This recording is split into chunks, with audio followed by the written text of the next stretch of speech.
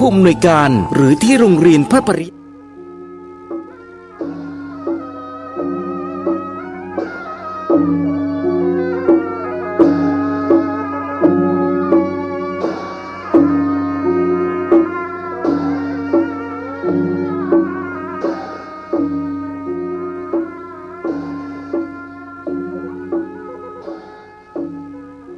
ขอความเจริญในธรรมและความสุขทางใจ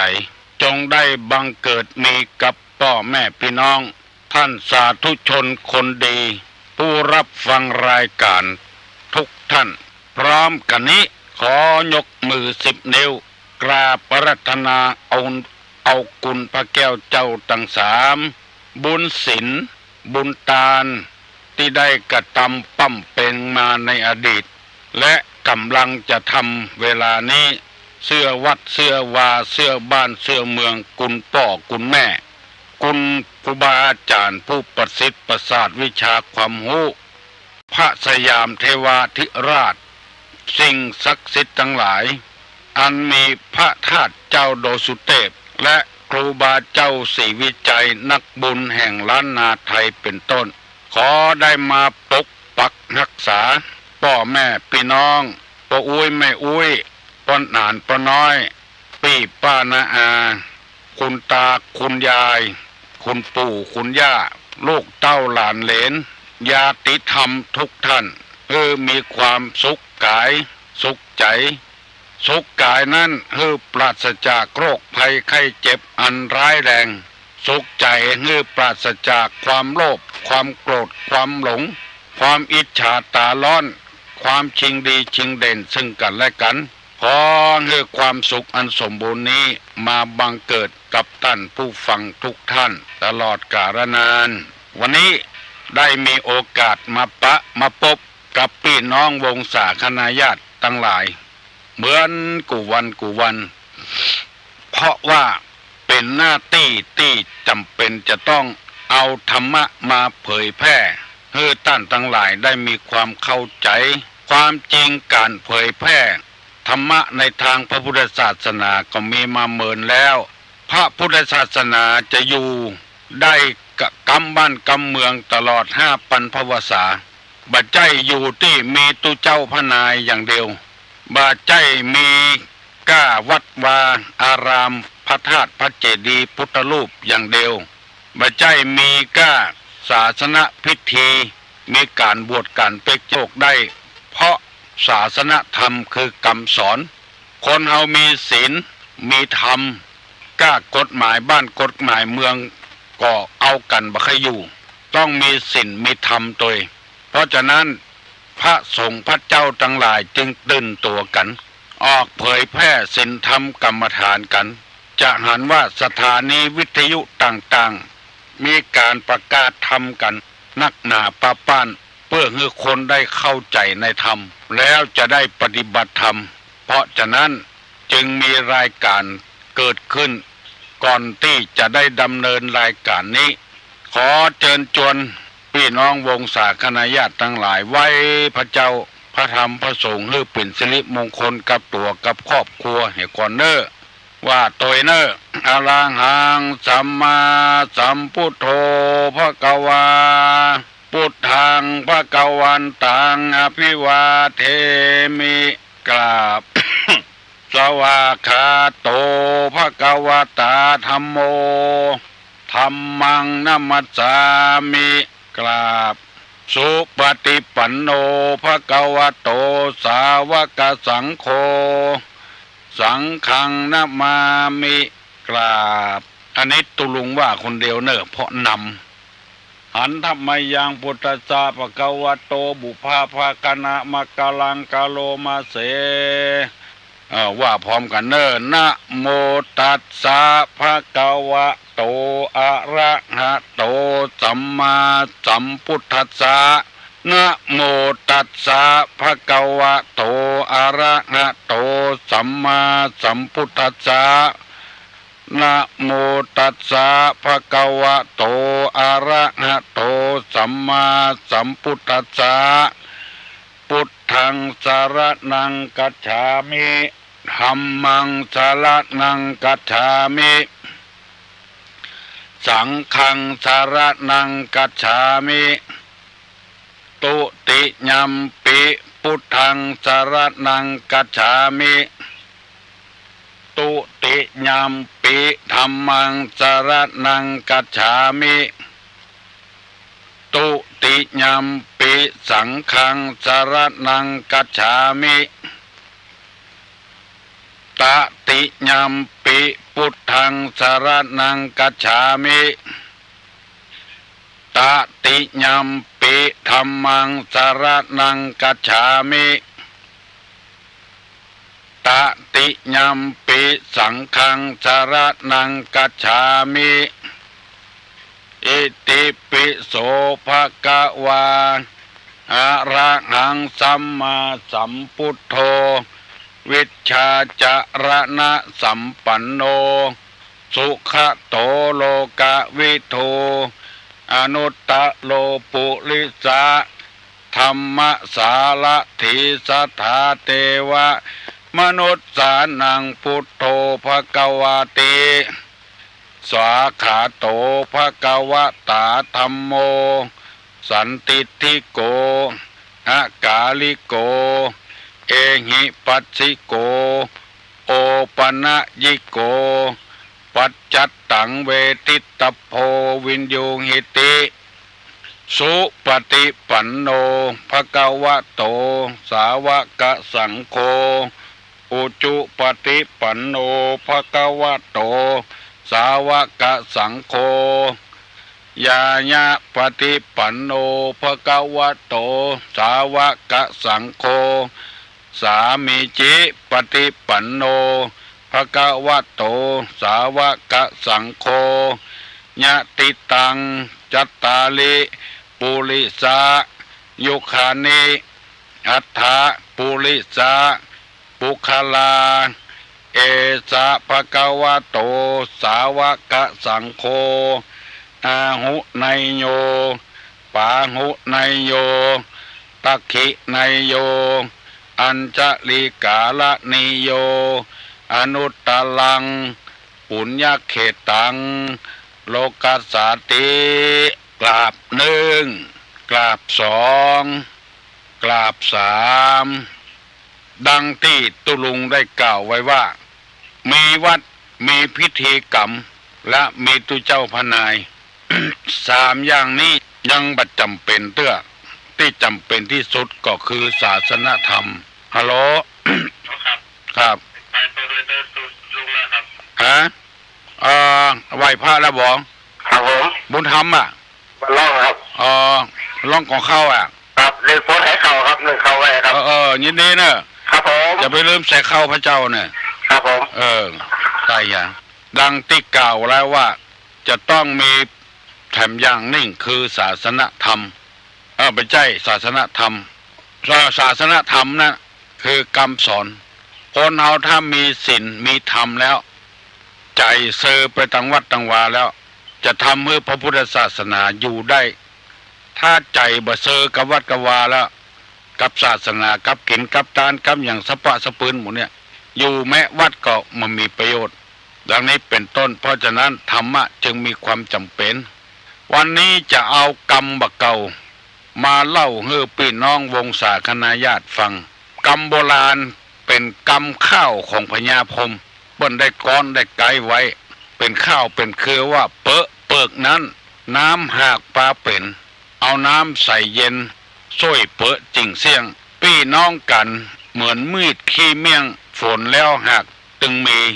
ฮือเจ้าตีลักก้อยอดขันตีฮือแปลงใจดีเหมือนน้ำตั้งห้าฟังแล้วจะบ่เข้าใจบางคนก็อาจจะเข้าใจเปิกนั้นน้ำหากปลาเป็นคือหมายความว่าอย่างไรที่เข้าใจก็เข้าใจไปแล้วคือว่าขี้เปอะเนี่ยขี้ดินธรรมดาเนี่ยเฮาจะแยกใดให้มันเป็นขี้เปอะง่ายน้อยเดียวเอาน้ำเข้าใส่เนี่ยเปิกนั้นน้ำหากปลาเป็นถ้าฝนบ่ตกมาน้ำบ่เซาะมาก็บ่มีขี้เปอะเป็นดินเป็นฝุ่นจุงเนี่ยเปิกนั้นน้ำหากปลาเป็นขี้เปอะเนี่ยเป็นเพราะน้ แล้วเมื่อขี้เปอะติดตำแข้งตำขาตำเนื้อตำตัวเนี่ยจะได้จะคือมันออกเปิ้นก็บอกว่าเอาน้ำใส่เย็นช่วยเปอะจิงเสี่ยงเอาน้ำเนี่ยล้างแถมขี้เปอะจึงมดออกช่วยเปอะล้างเปอะออกอันนี้เปิ้นเป็นกรรมแรกที่เปิ้นบอกไว้ว่าคนเฮามันเกิดกับกันก็เพราะน้ำเจือเหือกไข่เป็นพี่เป็นน้องกันก็เพราะพ่อแม่เพราะวงศาคณาญาติหมู่เดียวกันเนี่ยทำให้เป็นถ้าจะให้มันพิษมันเถียงกันก็เอาน้ำเนี่ยมาล้างให้มันใสสะอาดก็ถูกก็ลงกันได้น้ำจิตน้ำใจเนี่ยพี่น้องพิษกันเหมือนมีดขี้เมี่ยงฝนแล้วหากตึงมีพี่น้องกันเนี่ยเหมือนมีดขี้เมี่ยงก็ขอสนิมมีดนั่นก็เป็นเล็กฝนละไว้เอาผ้าเขาเจ็ดไว้เอาน้ำมันเขาเจ็ดไว้เอาใส่ฟักไว้เมินเข้าก็น้ำมันหมดขี้เมี่ยงเกิดธรรมะมันตึงละกันบ่ได้อันนี้เป็นคำโบราณที่เปิ้นว่าไว้ตุลงนำมาเสนอศรัทธากับทุเจ้าก็เหม็นมีดกับขี้เมี่ยงพี่น้องกันก็มีดกับขี้เมี่ยงพ่อกับลูกแม่กับลูกก็มีดกับขี้เมี่ยงมันตึงติดกันนะมันละกันบ่ได้จังใดเปิ้นก็ถึงว่าลูกเฮาอยู่ถ้าเขาว่าลูกหมูลูกหมาเขาก็บ่ชอบธรรมะมันบ่ดีแสนบ่ดีก็ลูกเฮาอยู่มีดกับขี้เมี่ยงมันอยู่กับกันขี้เมี่ยงก็คือสนิมนั่นน่ะต่างบ้านเฮาว่าขี้เมี่ยงต่างไทยว่าขี้สนิมศรัทธากับทุเจ้าก็เหมือนมีดกับขี้เมี่ยงนะทุเจ้ากับศรัทธาก็ต้องเปิ้งพระอาศัยกันแก่บ้านกำนันก็เปิ้งเจ้าบ้านก็เปิ้งแก่บ้านกำนันในกรณีที่เปิ้นเลือกผู้แทนแล้วบ่ไปด้วยเปิ้นสละสิทธิ์อันนี้คือคนคิดบ่ถูกเปิ้นถึงบอกว่าไปหั่นจะเอาก็ได้บ่เอาก็ได้จะเอาไผก็ได้บ่เอาไผก็ได้บางคนก็ไปบ่เอาไผสักคนก็มีอันเนี้ยทำถูกต้องแล้วไปอันเถอะใจสิทธิ์ใจเสี่ยงตัวเก่าเฮาว่าเฮาบ่เปิ้งเขาบ่ได้นะพี่น้องทั้งหลายไปเลือกเขานี่หยังอย่างหมู่เนี้ยมันตึงเปิ้งพระอาศัยกันอยู่จะไปว่าบ่อ่อนหาไผเด้อมันตึงอ่อนหากันมีกาต้นไม้บ่มีน้ำมีอากาศมันก็อยู่บ่ได้มีกาน้ำมีกาอากาศบ่มีต้นไม้มันก็บ่จุ่มจื้นมันก็บ่ชื้นมันรักษากันไว้วันกันไปวันกันมาดินน้ำไฟลมเปิ้งพระอาศัยกันไปกันมาอันนี้ขอฝากฮื้อกับพี่กับน้องทั้งหลายได้รับทราบว่ามาอ้อนอภัยบ่เปิ้งไผอย่างหมู่เนี้ยอย่าไปสากตะตัวอวดตัวอย่างอันต้องเปิ้งธรรมะธรรมโมก็ต้องเปิ้งพระอาศัยกันมีกับตุเจ้าเทศอย่างเดียวบ่มีใครฟังไปได้ประโยชน์หยังมีกับคนฟังบ่มีคนเทศก็บ่ฮู้สักเตื้อเกลือกะพริกกะปิกะน้ำปลากะกะหอมบัวหอมเทียมกะพริกแต่พริกอย่างหมู่นี้มันเปิ้งพระอาศัยกันหมดอ่ะมีกะพริกบ่มีเกลือมันก็เผ็ดมีกะเกลือก็เค็มอย่างเดียวบ่เผ็ดโดยมันต้องเปิ้งพระอาศัยกันทุกอย่างเพราะนั้นเปิ้นถึงว่าเอาน้ำใส่เย็นล้างเปอะจึงเสี่ยง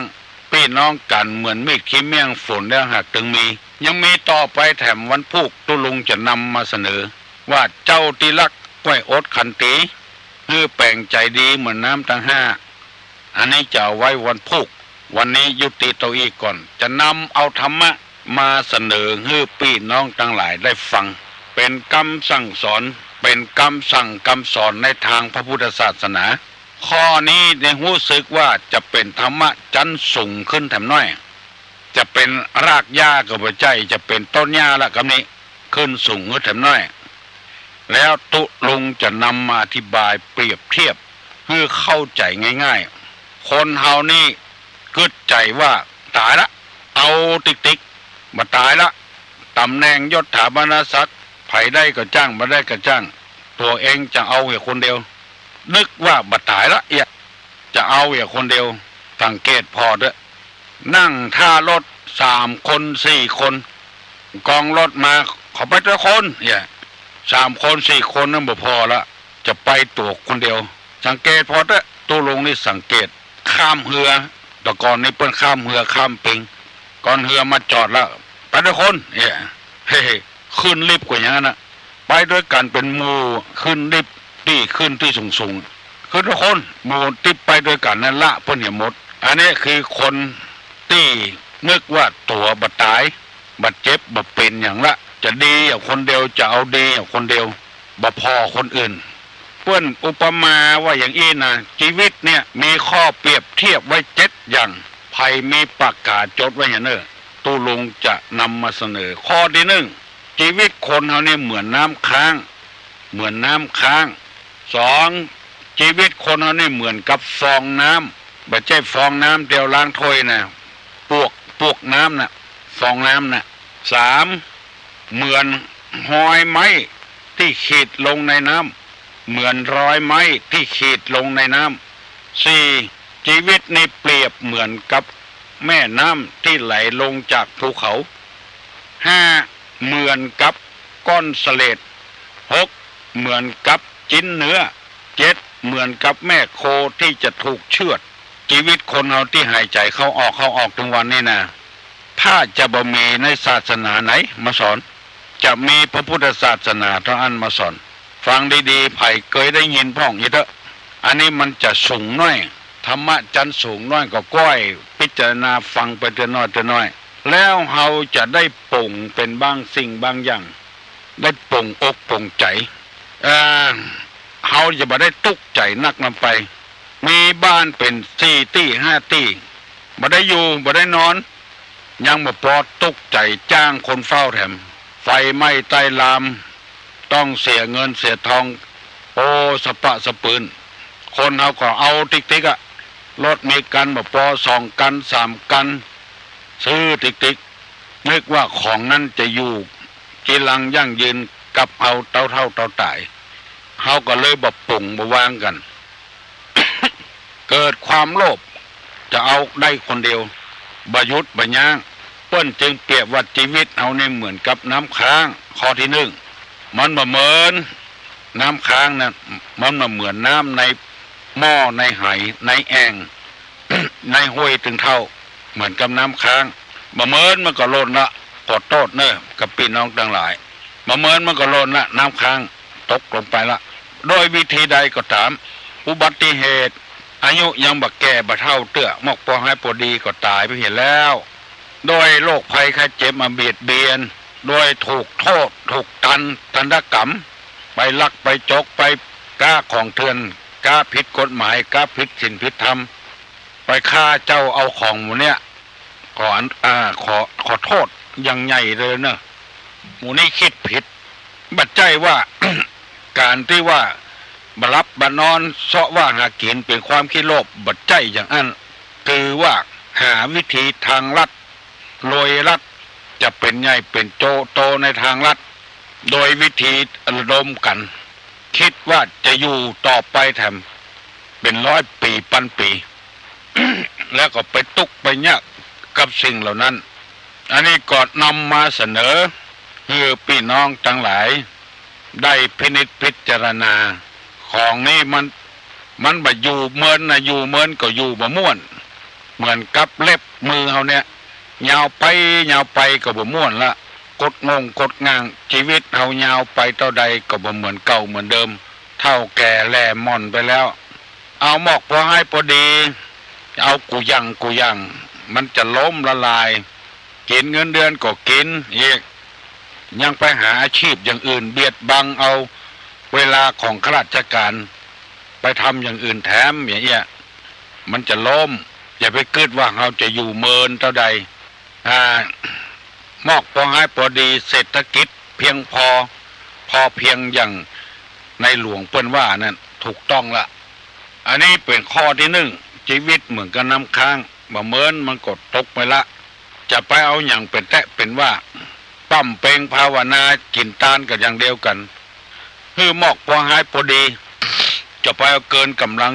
เฮาบ่มีเฮาก็ตานมอกพอให้พอดีจะไปกู้ไปยืมหมู่เปิ้นมาตานดอกออกผลมาเมื่อรู้เราจะเดือดร้อนเพราะการตานบางคนจดว่าจมบ่เดือดตานก็ตานแตะตานว่า ยังมาป่วยอยู่ยังมาเจ็บอยู่ไปจมหื้อตาลตัวเก่าเอาหมอกพอให้พอดีเนี่ยอย่างให้เป็นมัชฌิมาปฏิปทาชีวิตเราอยู่บ่เหมือนลำไปก็เดือดร้อนสองชีวิตของเราเนี่ยเปรียบเหมือนกับฟองน้ำบวกน้ำมันลอยน้ำย่องก็เดียวก็แตกละมันอยู่บ่เหมือนบางเพราะเมื่อใดบ่ฮู้วันใดบ่ฮู้จะไปประมาทจะไปลาสาตุรงคิดว่าจะมีในทางพุทธศาสนาตอนอันเพราะฉะนั้นพุทธศาสนานี่จึงบ่มีการแข่งกันบ่มีการเผยแพร่ศาสนาโดยที่ว่าเอาเป็นเอาตายเอาคนมาอยู่นักต่อใดดีต่ออันไม่ใช่อย่างนั้นการเผยแพร่พุทธศาสนาเผยแพร่ให้คนปฏิบัติธรรมฐานะให้อยู่ในศีลกินในธรรมแต่อันบัดใจว่าเอาคนมานักอย่างเดียวอันเนี้ยพุทธศาสนาจะเป็นอย่างเงี้ยจึงสอนว่าชีวิตเนี่ยเหมือนกับฟองน้ำเหมือนกับปวกน้ำปวกสบู่ฟองสบู่เนี่ย คำเดียวก็แตกรูปละมันมาอยู่เหมือนจะเป็นเอาตายลองสังเกตพ่อเจ้าพุทธเฮาทั่วโลกพระพุทธรูป อยู่ในถ้ำในดอยมีเจนพ่อเจนแม่ละจังเนี่ยเอาระเบิดไปขว้างจนแล้วแล่เจ้าพุทธเฮาก็บ่สะนื่นตื่นตวงหยัง ระเบิดก็บ่ใช่ระเบิดของเฮาพุทธรูปก็บ่ใช่อยู่บ้านเฮาบ่ประท้วงบ่หยังซะอย่างอ่ะ อันนี้วิถีพุทธศาสนาเพราะเฮาฮู้ว่าชีวิตเฮาอยู่บ่เหมือนจะไปเอาเป็นเอาตายอย่างล้ำไปเอาจนเศรษฐกิจอย่างตกต่ำประตกประเจียงเดือดร้อนเพิ่นจะมาแอวบ้านเฮาเมืองเฮาก็แอวบ่ได้ละอย่ากลัวอันตรายกลัวจะประท้วงกันอย่าก่อมอบก่อหยังกันเอาเป็นเอาตายเกินไปทั้งที่เฮาบ่ได้เป็นศัตรูกันมาชาติใดเช่นใดมาไล่ขว้างไล่บุบไล่ตีกันหมู่นี้เป็นต้น อันเนี้ยคือคนที่บ่ได้เอาธรรมะตัวเนี้ยเข้ามาใฝ่จิตใฝ่ใจไผจะมาอภิปรายไผจะมาว่าหยังก็ปล่อยเขาว่ากันเฮามีหูก็ฟังอย่ามีตาก็พออย่าในศาสนาของเฮาสอนอย่างเงี้ยมันที่มันบุบไล่ตีกันก็คิดว่าตัวจะครองโลกอย่างคนเดียว เป็นใหญ่เป็นโตอย่างคนเดียวเก่งอย่างคนเดียว บ่ฟังคำบ้านคำเมืองเนี่ยตุลุงนำมาเสนอเนี่ยอย่างยากเอามาเสนอแบบรากหญ้าแบบง่ายๆจะไปเอาอย่างเป็นล่ำเป็นเหลือพอละครหรือพอชีวิตหรือพออย่างละครตีเพลงมันว่าโลกนี้นี่ดูยิ่งดูยอกย้อนเปรียบเหมือนละครถึงบทเมื่อตอนเร้าใจแสดงไปตามบทตามบาทไม่ใช่เป็นพระเอกอยู่ตลอดชาติไม่ใช่เป็นคนใจตลอดชาติไม่ใช่จะเป็นพระฤาษีตลอดชาติไม่ใช่จะเป็นนางเอกตลอดชาติเปลี่ยนกันไปเปลี่ยนกันมาคนที่บ่เข้าใจบัตันก็เลยคิดว่าจะอยู่ครองโลกครองบ้านครองเมืองหันอย่างเอาหมดคนอื่นบ่เข้าใจของตัวได้ครอบครัวตัวเองได้ก็ดีละอันเนี้ยเอาไปได้ยินเอาไปหันแล้วก็สบายใจเรียนจบเราไปสมัครงานไป4 ที่ 5 ที่หมู่ที่บ่ได้ก็บ่ได้หมู่ที่ได้ก็ได้แต่อันเนี้ยเกินนำไปในที่สุดมาก็มีหยังละเข้าไปเหี้ยวประจ้ากันจะไปเอาเป็นเอาตายอย่างแตะเป็นว่าจะไปเข่งไปเครียดกับมันข้อ3ชีวิตเฮาเนี่ยเหมือนกับหอยไม้ที่ขีดลงในน้ำเหมือนกาวมีดฟันไม้ไอ้ตะมาฟันน้ำไอ้ตะหอยไม้ฟาดน้ำมันบ่มีหอยกำเดียวก็ยุบละหายละสูญละพอเป็นเต้าขุนมุนนายหลวงนั้นหลวงนี้ที่ชื่อเสียงดังๆต่อก่อนยุบยับไปหมดแล้วบ่ฟื้นขึ้นมาแล้วคนที่ดังๆแต่ก่อนครูบานั้นครูบานี้ดังๆแต่ก่อนเดี๋ยวยุบยับหายไปหมดละชีวิตของเขาก็อย่างนั้นนะเหมือนกับมีดฟันน้ำไม้บุบน้ำนะก็เดี๋ยวก็หายแล้วสูญไปเห็นแล้วเปิ้นลือกันหมอนั้นเป็นเสือหมอนั้นเป็นสิงลือครูบานั้นดีครูบานี้ดีแล้วคนเขาก็เลยไปติดไปผ่านอย่างนั้นอย่างเป็นครูบาเป็นตู้เจ้าเนี่ยพอเปิ้นเคารพนับถือแล้วเอาเหี้ยแล้ว เอาใหญ่ขึ้นเนี่ยแล้วบ่คิดว่าชีวิตนี่มันจะบ่เมินเท่าใดบ่ได้คิดแล้วเนี่ยใครเนี่ยจะใดก็เนี่ยใครทำใดก็ทำนอกฮีดนอกหอยนอกจารีตประเพณีหมู่ที่ไปเสียผู้เสียคนก็อย่างเงี้ยคิดว่าข้าได้เงินข้าได้ทองเนี่ยไม่ย่าไม่ยิงเนี่ยไปขายเนื้อขายตัวเอาไปเอามาไปติดโรคภัยไข้เจ็บปิกมาบ้านเหียอันเนี้ยคือความตีจะฮื้อปนบ้านปนเมืองเก่งเหลือเปิ้นดีเหลือเปิ้นบะจังบะยางนั่นเองชีวิตนี่เปรียบเหมือนกับเปิ้นเอาไม้ขีดไม้เอ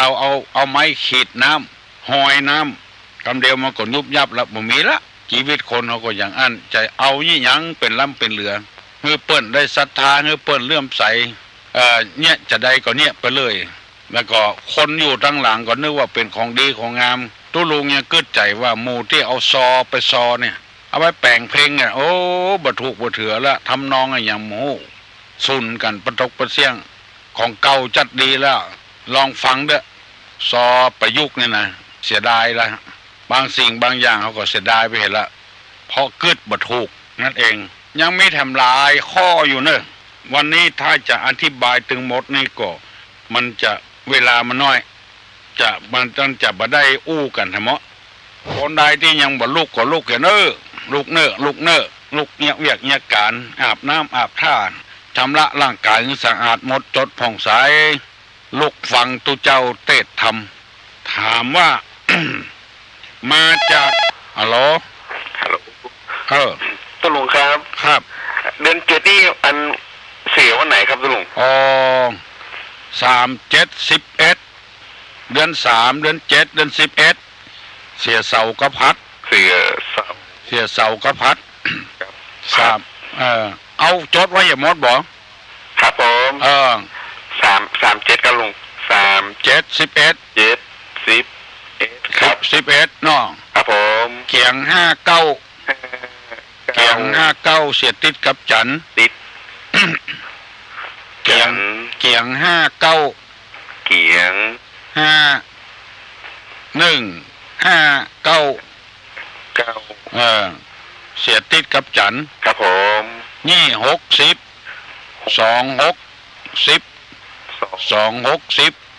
10ครับนี่60เสียงการวันเดียวอังคารวันเดียววันเดียว3/7/11เสียเสากระพัด3/7/11เสียเสากระพัด4/8/12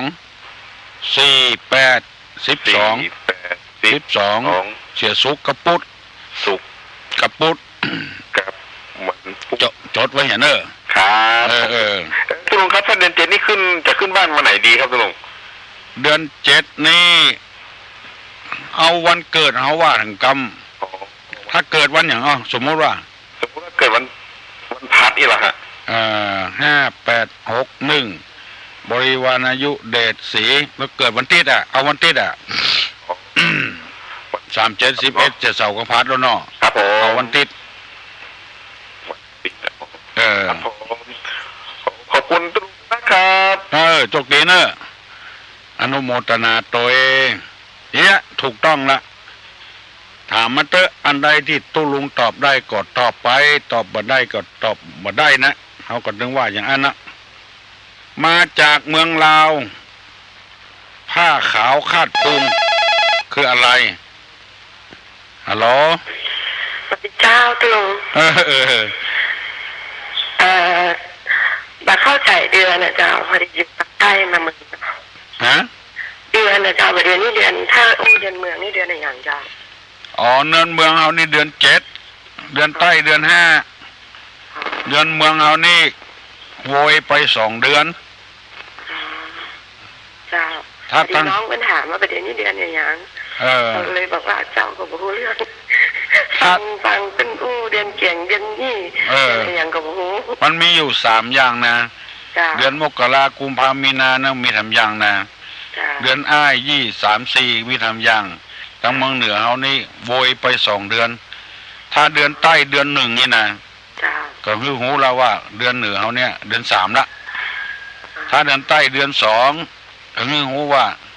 เดือนเหนือเฮาเนี่ยเป็นเดือน4ละอย่า แล้วก็มกรากุมภาในเพิ่นบอกห้องเพิ่นห้องไปเนี่ยอันน่ะ โวยไป2 เดือนเอาถ้าใครหูโวยปล่อยเพราะอันอย่างนี้อยู่ที่ไหนอ่ะอยู่บ้านเราเนี่ยกะอยู่จังฮะนั่นกันไม่วางเจ้าอ๋อปุ้นกะแล้วกับอยู่นอนอยู่ข้างวัดเนี่ยตู้ลุงเจ้าท่านบอกวัดไม่วางอ่ะไม่ได้เจ้าเกาะที่อยู่ศูนย์พัฒนาฝีมือแรงงานอ๋อนี่บ่ได้กะเจ้าใครมาหาตุลุงสักวันจะได้อธิบายว่าเป็นอย่างไรเดือนเฮายังโวยเหลือเปิ้นไป2 เดือนเนี่ยอธิบายที่นี่บ่ได้มันยาวเจ้าเดี๋ยวก็ไปแวะไปหานะเจ้ามาหาเตอะ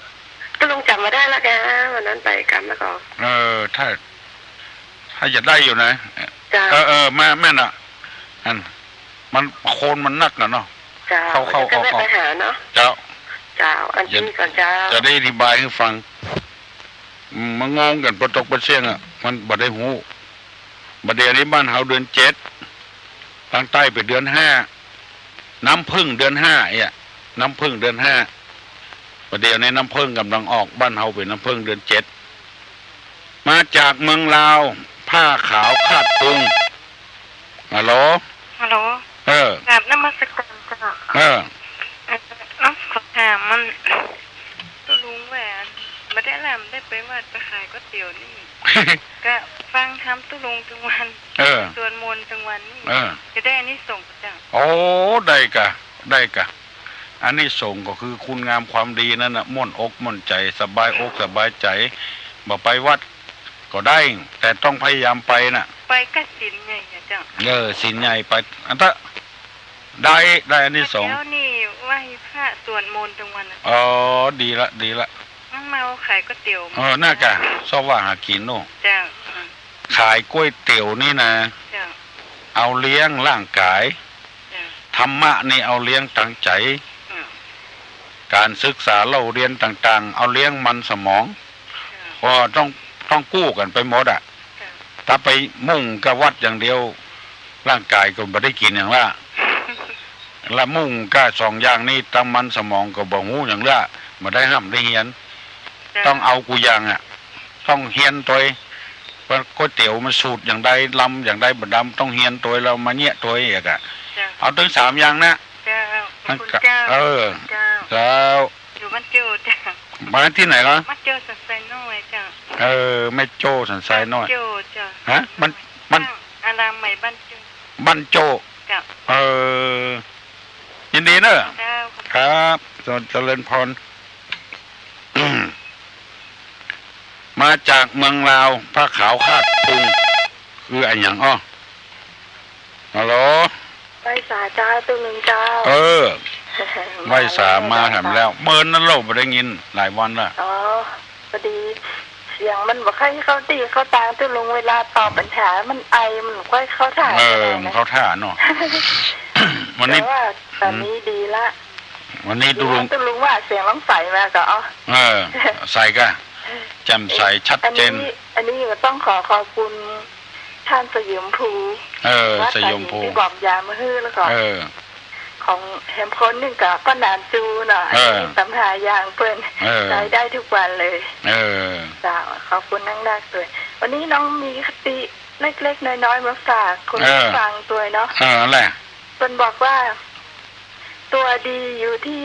ตัวทำตัวต่ำอยู่ที่ทำตัวแล้วถูกต้องเหรอเนาะอธิบายให้ฟังว่าบ่มีใครทำเขาดีได้นอกจากตัวเขาเองพ่อแม่ก็ทำมาได้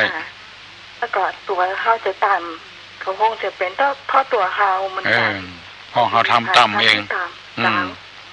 มันตัวเขานั่นน่ะในพุทธศาสนาเขาถึงสอนว่าตนนั่นแหละเป็นที่พึ่งของตนคนอื่นใครเล่าจะเป็นที่พึ่งได้ปฏิอยู่กับตุลุง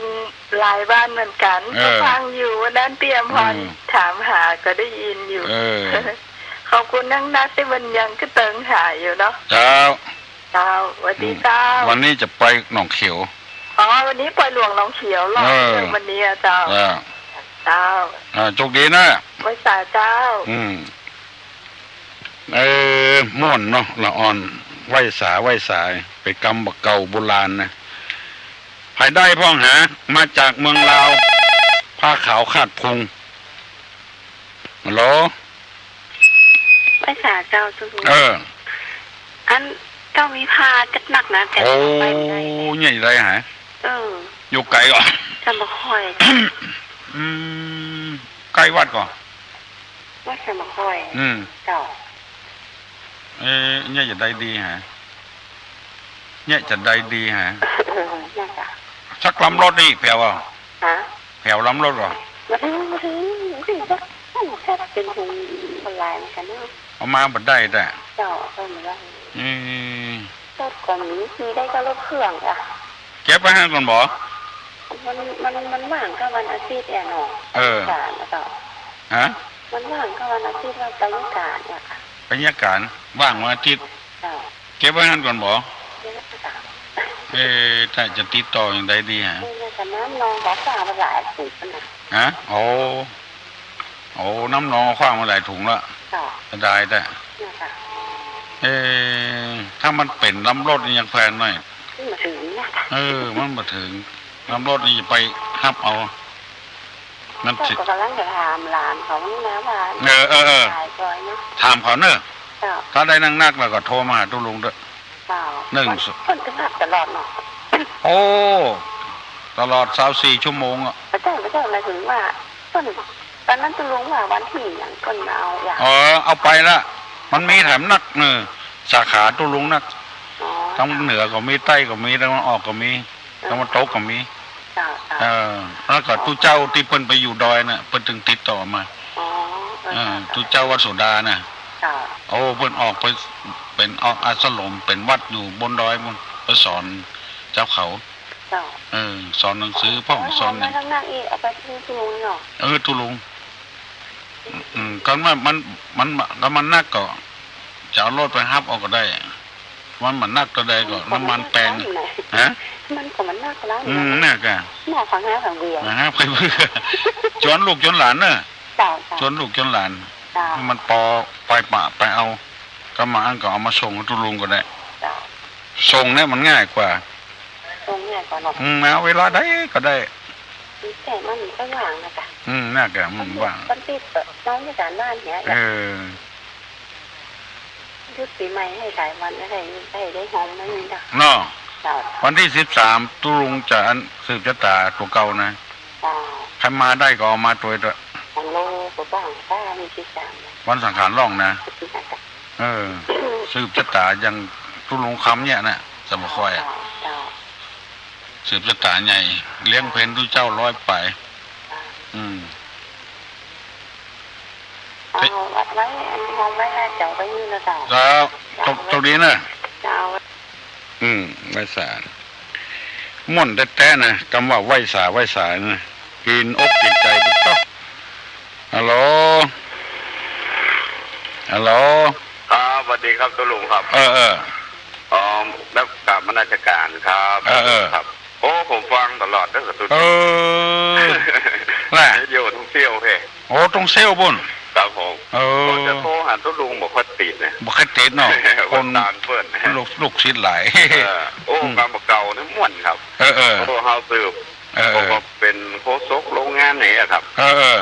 เขาไปหาตุลุงเหมือนกันนะอันอยู่ไม่ริมเนี่ยครับอยู่ไม่ริมอยู่วัดโสพนารามเนี่ยกิโล10เนี่ยกิโล10ถ้าจะไปนี่ก็ต้องหาเนาะทางขวามือด้วยกิโลอยู่ตั้งเบอร์วัดเบอร์อย่างครับ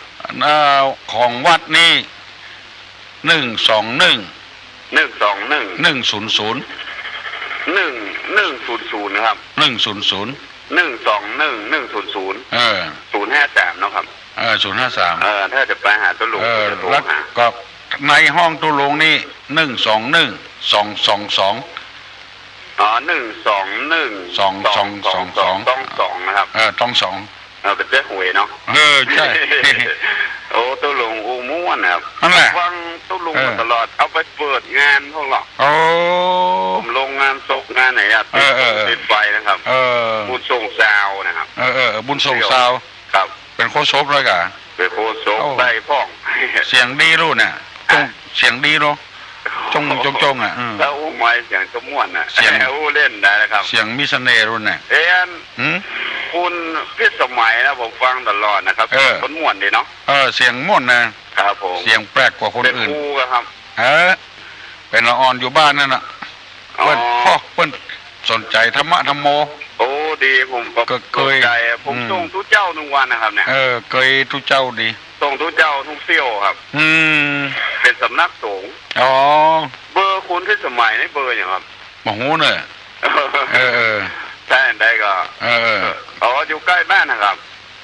อยู่มันคนละตำบลของตุ้ลุงนี่ของตุ้ลุงนี่ดอนแก้วของเพื่อนในเมืองแก้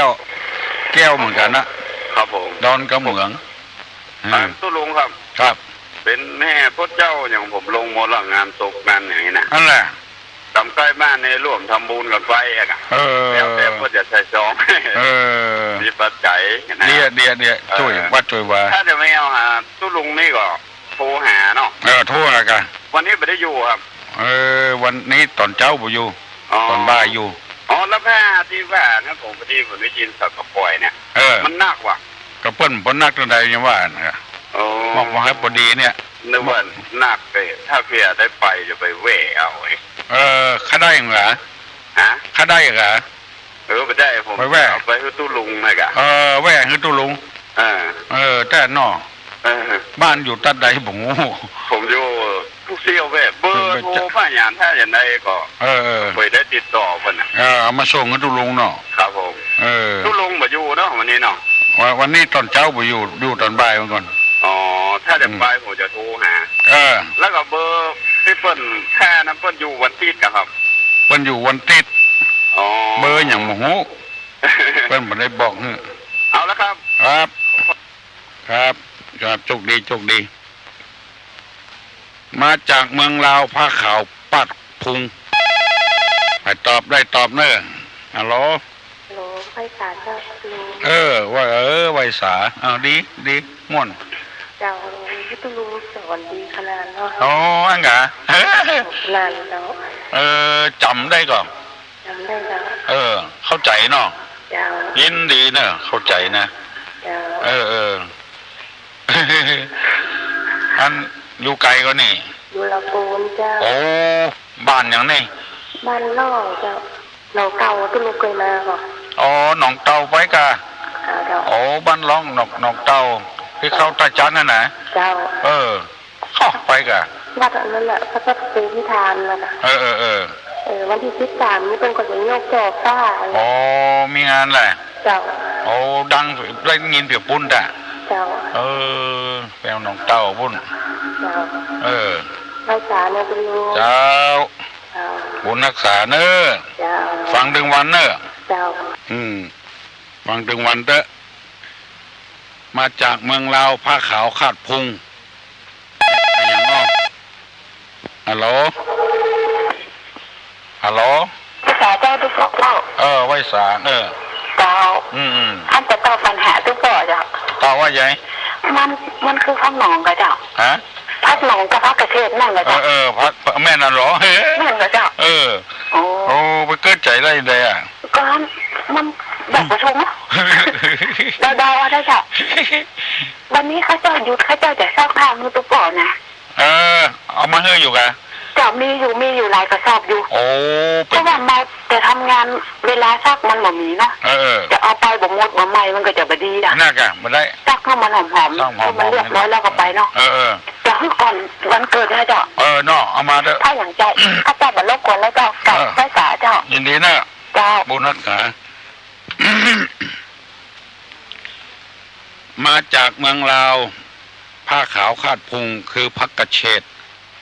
หรือบ้านเฮาว่าพักกระเฉดกับพักหนองเนี่ยมันคนไทยว่าอย่างคนเมืองว่าอย่างพักกระเฉดพักหนองฟักทองฟักแก้วเขี้ยวเป็นฟันขันเป็นสลุงกระบุงเป็นเปียดหน้าเกตก็หน้าจังเนี่ยตั้งแปลว่ายองมองก็ว่าพอมันว่าเหมือนกันไผ่ไม่อย่าง7 โมงแล้วเนอะกันเดียวตุลุงจะย่างละถ้าไผ่บะหมี่ตุลุงจะถามเนอะถ้ามีก็โทรมาเด้อ121 058โอเค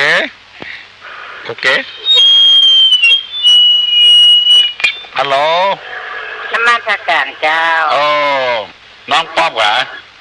ไม่ใช่เจ้าโอ้น้องหมูเจ้าน้องหมูคนใหญ่ไปเจ้าน้องไหว้สารนะทุลุงแต่คืนนี้ฟัง10 โมงฟังตุลุงอันเทศตุจกอันกะเจ้าเปิ้นเอาออกปุ้นสถานีวัดฝ่ายหินปุ้นเจ้าไปเจ้สถานีทุลุงเมื่อวันเดลนั่นแหละตุลุงบัดฮักกะใส่กะบ่เนอมันอีดตุลุงบรรยายเอาเนอเบิดเอาแบบเนอนั่นกะเจ้าเอ็นดูตุลุงมันใส่กะแล้วมันอีดมาอ๋อตอนนั้นมันหนุ่มอยู่โลกเพิ่นเอาเทปอย่าอ๋อบ่ใช่อันเสียงแตะบ่เดียวใส่บ่ได้ละ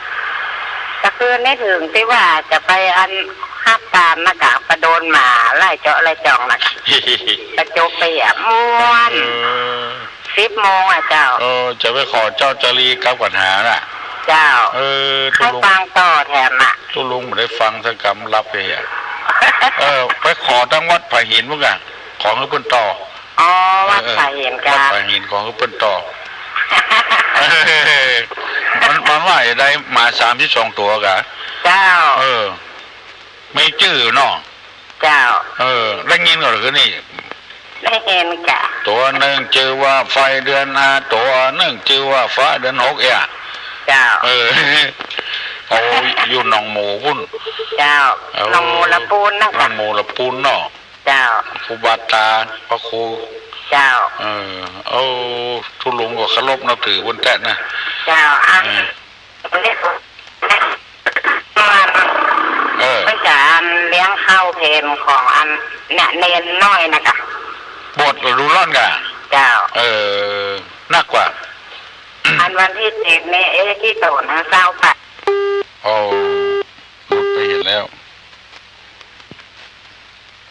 รุดไปเห็นแล้วเฮ้ยขอความสุขความเจริญวันนี้อยู่ยังแควนเนี่ยบอกไปโรงยาฮัลโหลไปสาธารณลุงเจ้าตะคืนที่ยันเจ้าเป็นฟางท่านเป็นเทพของที่ป้าลิง5เจ้าตะลุงอันกะเจ้าตะคืนนักกูฟังอยู่เหรอก็ถึงม่วนเหมือนเดิมนะขนาดเคยฟังมาแล้วนะเปิ้นอัดเอาไว้อันนี้ไม่อยากค่ะถ้าเป็นอยากฟังจริงๆนี่ขอไปที่วัดฝ่ายหินก็ได้น้องเจ้าตึงซีดีให้ฟังเลยได้ฟังตลอดม้วนเลยเจ้าไม่ออกว่าหนองหมูเนอะถ้าใครได้ยินเต็มที่ไปขอซีดีกับเปิ้นเนอะที่วัดฝ่ายหินไว้กันแล้วกันจำเบอร์ไว้226-058 226-058แล้วก็943-691เปิ้นจะจำมาได้กันเปิ้นคงจะจำได้เจ้ายินดีเนอะเจ้ายินดีเนอะประเดี๋ยวนี้มัน7 โมงแล้วเนอะนอตามกติกาเอาแถมฮัลโหลจะลงเจ้าคนดังเนาะคนดังเนาะเฮ้ยคนดังตุลุงคนดังแต่หนูตุลุงนะม่วนเนอะม่วนแต่เนี่ยตุลุงเหรอปลารักษาไว้หน่อยจะไปย่างเนอะเจ้าเฮ้ยนะตุลุงอะไรได้มันม่วนอันกะมันได้ยินเหมือนอ่ะจะรู้สอบตุลุงเป็นคนดังหรอไว้เขาว่าตุลุงดังนี่กะก็ว่าอย่างดังนี่ตุลุงดังเปิดฟังกุฏิกุตังกันก่อนแต่ก่อนตุลุงพวกตุลุงในบ้านพระเจ้านี่เนอะเจ้าเอาลูกหน่อยไหมพวกนมก็เมื่อได้เมื่อหนแล้วติดตุลุงมีอันอย่างหนแล้วทับอย่างเน่าแล้วทับกัดตั้งเจ้าหน้าอำเภอเจ้าเจ้าคณะอำเภอนะไว้ซื้อเอากะพันแจกกะเจ้าพันแจกเจ้าตุลุงเจ้าดีกะอังก่อเจ้าเอาไว้ภาษาเนอะเจ้าไว้เตอะวันตึงได้บุญเอาไม่เป็นอย่างตุลุงวันตึงจื้อทองหรอแน่แหละทองแปลงหนุ่มเดียวแน่แหละบาท10,000ด้วยเหรอ1400กะเจ้าถ้าตุลุงก็ดังเนาะ ดังดังกะบ่ต้องการดังคนฟังทั่วสารทิศได้ตุลุงจ้ะแม่นน่ะคนฟังหลายจ้ะลูกฟังม่วนก่อยเด้อม่วนกะตุลุงม่วนก่อนว่าแม่สาหลวงม่วนกว่าที่อื่นก็ม่วนหมดเจ้าตัวเจ้าแต่ได้เล่นได้ตุลุงเนาะเอาทั้งสองอย่างอ่ะเจ้าถึงแต่ถึงเล่นอ่ะเจ้าแต่ก็ได้มาแต่ก็แต่มาเล่นก็เล่นนะตุลุงเนาะมากอ่ะเจ้าก็อย่างว่านะชีวิตอย่างที่ตุลุงว่านะกะเหมือนน้ำค้างอ่ะไปเอาอย่างไปแตะเป็นว่าก็มันเจ้ากำเดียวก็ตกละเนาะเจ้าม่วนเนี่ยพ่องเข่งเนี่ยพ่องเครียดบ่ดีว่าตุลุงหวะเครียดบ่ดีเจ้าบ่เครียดบ่ดีบ่มีประโยชน์เจ้าอายุสั้นบ่เนาะเจ้ากินข้าวไงล่ะกินแล้วเจ้า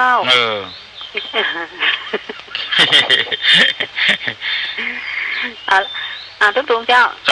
บอกรบกวนทุกลุงแล้วจ้าหมดเวลาแล้วเนาะหมดเวลาแล้วเนาะจ้าวันดีเอาละเนาะขอแสดงความยินดีกับผู้คนเนอะเอาแถมแต่ก็ได้เล่นก็ได้ฮัลโหลสวัสดีเจ้าตุลุงเจ้าวันที่13นี่วันเกิดตุลุงไหมคะเจ้าแม่ละเกิดวันสังขารล่องเจ้าน้องใครตั้งคนมีโรงทานก็ค่ะมีโอ้ยังไงได้น้องใครเอาน้ำไปร่วมมาเจ้าน้ำก็ได้เข้าก็ได้โอ้ยินดีเนอะตาน้ำเป็นเศรษฐีปันเป็นเศรษฐีเว้ยจ้าแล้วตุลุงแล้วมีการไปจองก็ค่ะเขาว่าอย่างไรฮะได้ไปจองก็ค่ะไปจองตีเนี่ยจ้ะมาจองเอามาเถอะกรรมที่โมงค่ะกรรมการตึงมีตั้งแต่8 โมง 9 โมงเนี่ยโอ้เอาน้ำแข็งน้ำเย็นเนาะเจ้าโอ้ดีแต่เนาะน้องฟังตุลุงตึงวันเลยนะเจ้าน่ะฟังจากหลังมอแม่โจ้นะคะโอ้ปุ้นก่อนเจ้ามาหาวิไลแม่โจ้ปุ้นก่อนเจ้าหลังมอแม่โจ้เฮ้เจ้าบ้านอย่างไหนบ้านปงค่ะบ้านปงใกล้กับเกษตรนะเนาะเจ้าไม่ไกลนะคะวัดเกษตรนั่นน่ะเจ้าแล้วคนนี้ซื้อประกาศที่โมงก็ค่ะตุลุง9 โมงเริ่มสืบชะตาละ9 โมงครึ่งเนี่ยเจ้าทุกเจ้า100 ป่ายก่อนเจ้าโอ้มาดีๆได้เลี้ยงทุกเจ้าเลี้ยงชาวบ้านด้วยมีโรงทานด้วยจวนกันเนอะจวนกันหลายๆมาหลายๆมานักเอาเข้ามาตัวพร้อมกันกินกันน้ำไม่ได้กินข้าวก็ได้จะเป็นปีนะพอดีน้องปรึกษาที่ประธานบริษัทประธานก็จะไปช่วยตัวนะโอ้อะไรบริษัทอาซิบูนะคะนั่นกันจ้าสินค้าโอท็อปจ้าสินค้าโอท็อปจ้าโอ้ยินดีแต่จ้าอันบุญรบกวนตุลุงแล้วบุญรักษาเนอะขอบคุณค่ะวันดีขอแสดงความยินดีกับกุคนเนอะอายุมั่นยืนยาวมาก้าขึ้นมีโชคมีลาภยกมือไหว้เนอะตุลุงจะปั่นปอนนะเนอะสัพปิติโยวิวัจจันตุสัพพะโรโควินัสตุมาเตภวะตวนตารโยสุขีทีขานุโกภวะอภิวาธนสีริสานิจังบุทธาปัจจายิโนจัตตาโลธรรมาวัฏันติอายุวันโนสุขังปะลัง